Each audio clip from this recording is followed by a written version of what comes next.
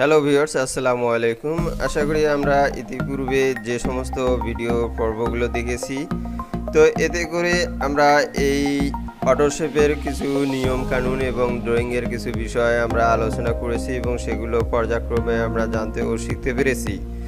তো এরপরে এখানে আমরা দেখে দিয়েছি লাইন, অ্যারো এবং রেক্টেঙ্গুলার ঘর। দেখুন, আমি আজকে এই রেক্টেঙ্গুলার এবং এই পাশে যে আর একটি ঘর দেখা যাচ্ছে টেক্সট বক্স, আপনারা দেখতে পাচ্ছেন যে এখানে যদি আমরা মাউস পয়েন্টার ধরি তাহলে নামটা দেখতে পাচ্ছি টেক্সট বক্স। আসলে আমি একটি উদাহরণ দেখিয়ে দিব যে টেক্সট বক্স এবং রেক্টেঙ্গুলারের মাধ্যমে আমরা কিভাবে কাজ করতে পারি।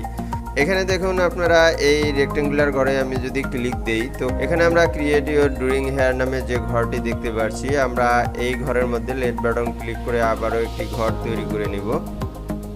তো আমি পার্থক্য বুঝিয়ে দেওয়ার জন্য মূলত এই রেক্টেঙ্গুলার এবং এই টেক্সট বক্সের কাজটি দেখিয়ে দিচ্ছি। এবার আমি টেক্সট বক্সের গায়ে ক্লিক দিলাম। লেট বাটন ক্লিক করার পরে আমরা এই বক্সের মাধ্যমে আমরা একটি ঘর তৈরি করব। দেখুন, পাশাপাশি দুটি ঘর আমি তৈরি করলাম। এই ঘরটি তৈরি করার সঙ্গে সঙ্গে আমরা ভিতরে কার্সার পয়েন্টার দেখতে পাচ্ছি। এখানে আমরা যে কোনো কিছু লিখতে পারবো, বাট এখানে কিন্তু ওইভাবে লিখতে পারবো না। তোমরা যদি চাই তো এই ঘরের মধ্যেও লিখতে পারবো। এই ঘরটির মধ্যে রাইট বাটন ক্লিক করব, মাউসের রাইট বাটন ক্লিক করে এখানে অ্যাড টেক্সট নামে একটি অপশন আছে, আমরা এই অ্যাড টেক্সট এই অপশনটিতে ক্লিক করে এখানে আমরা টাইপ করতে পারবো। মূল কথা হচ্ছে যে টেক্সট বক্সের মাধ্যমে আমরা স্বয়ংক্রিয়ভাবে একটি ঘর তৈরি করার সঙ্গে সঙ্গে কার্সার দেখতে পাই এবং সেখানে প্রয়োজন অনুসারে টাইপ করতে পাই। আর রেক্টেঙ্গুলার ঘরে কিন্তু আমরা অ্যাড টেক্সট না করা পর্যন্ত এখানে আমরা কোনো কিছু লিখতে পারি না। পার্থক্যর দিক থেকে এটাই। ধরুন যে কেউ আমাকে প্রশ্ন করলো যে এই ঘর দুটির মধ্যে কোনটা ঘর রেক্টেঙ্গুলার আর কোনটি ঘর টেক্সট বক্স, তাহলে আমরা সহজে কিভাবে চিনব? দেখুন, এখানে আমি যখন ক্লিক দিচ্ছি তখন এখানে একটি বিন্দু বা সার্কেল দেখা যাচ্ছে, যার মাধ্যমে আমরা ঘরটিকে মুভ করতে পারতেছি বা ঘুরাইতে পারতেছি। দেখুন, আমি নিচে নিয়ে আসলাম, উপরের অংশটাকে নিচের দিকে নিয়ে আসলাম। তো এইটা হচ্ছে যে রেক্টেঙ্গুলার ঘরের মধ্যে এরকম একটি চিহ্ন আপনারা পাবেন। সো বুঝতে পারছেন যে এটি রেক্টেঙ্গুলারের চিহ্ন। কিন্তু এই টেক্সট বক্সের মধ্যে কখনোই আপনি এরকম কোনো সার্কেল পাবেন না যে পয়েন্টের মাধ্যমে আপনি এই ঘরটাকে ঘুরাতে পারবেন। বাট আমরা যদি এই বারটি, এই যে চারদিকে চারটা দাগ রয়েছে, আমরা যদি এই চারটিকে বার বলি, এই চারটি দাগকে আমরা বার বলি, তো এই বারের এইখানে মাঝখানে অথবা এই প্রান্তে বা উপরে অথবা নিচে আমরা যেখানেই যাই না কেন, এখানে দেখুন চারটা ক্লিক দিলে চারটা তীর দেখাচ্ছে চারদিকে। এটাকে আমরা চিনি কারণ এর নাম হচ্ছে মুভ টুল। আমরা এই মুভ টুলের মাধ্যমে কিন্তু ঘরটি ডানে বামে আমি সারাইতে পারবো। সেম এখানে আমরা যদি এই অ্যারোতে নেই তাহলে এটাকে অ্যারোর মাধ্যমে ঘরটি ছোট বড় করে নিতে পারবো। এই শেপগুলোর সঙ্গে আপনি যখন পরিচিত হবেন তখন আপনি কিন্তু সহজে কোনো কিছু অঙ্কন করতে পারবেন। এবার আমি এই ঘরটি ক্লিক করার পরে দেখিয়ে দিব যে আমরা কি আসলে এই ঘরটির ভিতরেই আমরা আসলে অঙ্কন করব, এর বাইরে কি তাহলে অঙ্কন করা যাবে না?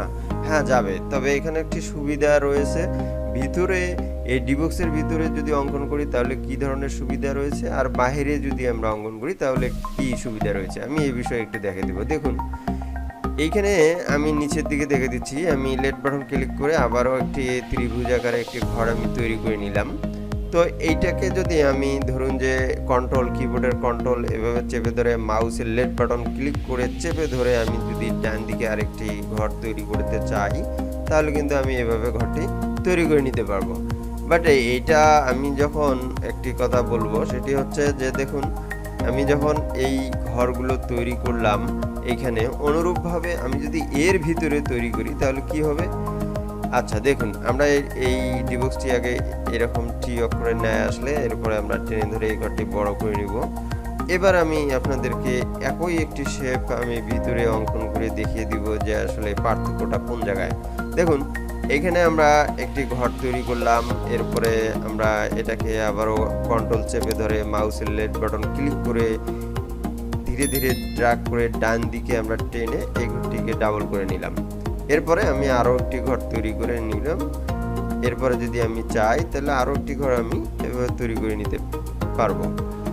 এইবার বিষয়টা দেখবেন ভালো করে, আমরা যদি এই ঘরটিকে সিলেক্ট করতে যাই, যেমন এইখানে যদি আমি মাউস দিয়ে এভাবে টেনে এভাবে সিলেক্ট করি, তাহলে দেখবেন যে 4টি ঘরেই একসঙ্গে সিলেক্ট হয়েছে। বাট এইখানে কিন্তু ওই মাউস এভাবে টেনে কখনোই সিলেক্ট হবে না।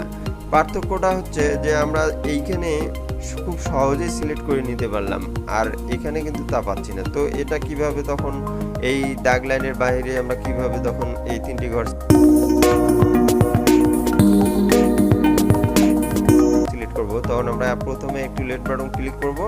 ক্লিক করার পরে আমরা কন্ট্রোলটা চেপে ধরে থাকবো, তারপরে এই ঘরটিতে এসে লেফট বাটনে একটা ক্লিক দেব, সিলেক্ট হয়ে যাবে। এরপরে আবারও কন্ট্রোল চেপে ধরাই থাকবে, ওই অবস্থায় আপনারা মাউসের লেফট বাটনটি এই ঘরটিতে আবারও ক্লিক দিবেন, এভাবে 3টি সিলেক্ট হয়ে যাবে। পার্থক্য হচ্ছে যে দেখেন, আপনারা এই ঘরের মধ্যে যখন কাজ করবেন এই ঘরগুলোতে, তখন কিন্তু এই ডিবক্সটা আসবে না। অর্থাৎ আপনি কিন্তু এই জায়গায় যদি লিখতে চান, দেখুন যে কার্সর পয়েন্ট আসবে না। আমি যতবার এখানে লেখার চেষ্টা করব ততবারই কিন্তু এইরকম একটি অপশন আমাকে দিবে, কার্সর পয়েন্ট কিন্তু কখনোই আসবে না। এটা আমরা দেখতেই পারতেছি যে এই দাগ লাইনের ভিতরে আমরা যত অঙ্কন করব এর ভিতরে কিন্তু আমরা লিখতে পারবো না। তাহলে আমাদের তো লেখার দরকার, সেক্ষেত্রে আমরা কি করব? দেখুন, আমরা এই ঘরটি এই ডিবক্সে সিলেক্ট হলে এরকম একটি টুলস বার আমরা দেখতে পাই। আমরা যদি সিলেক্টটি সারি দেই তাহলে টুলবারটি কিন্তু চলে যায়।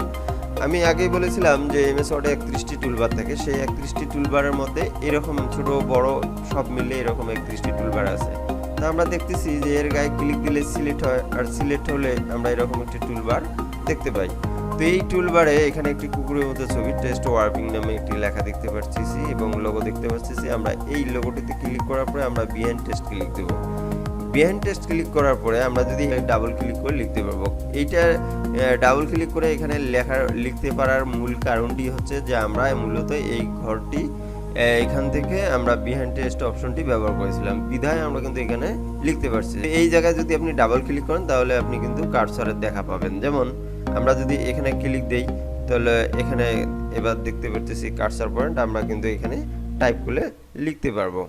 বাট এই ঘরগুলোর আশেপাশে লেখার জন্য বা ভিতরে লেখার জন্য আমাকে বিহাইন্ড টেক্সট করা লাগবে না। তো আশা করছি আপনারা বুঝতে পারছেন যে দাগ লাইনের ভিতরে আমরা লিখতে গেলে অবশ্যই বিহাইন্ড টেক্সট করে আমরা লিখতে পারবো, আর দাগ লাইনের বাইরে যদি আমরা লিখতে চাই তাহলে বিহাইন্ড টেক্সট ছাড়াই আমরা লিখতে পারবো। আর কোনো ড্রয়িং এর ভিতরে যদি লিখতে যাই তাহলে অবশ্যই রাইট বাটন এভাবে ক্লিক করে অ্যাড টেক্সট করে নিব, তাহলে আমরা অবশ্যই ওই শেপের মধ্যে লিখতে পারবো।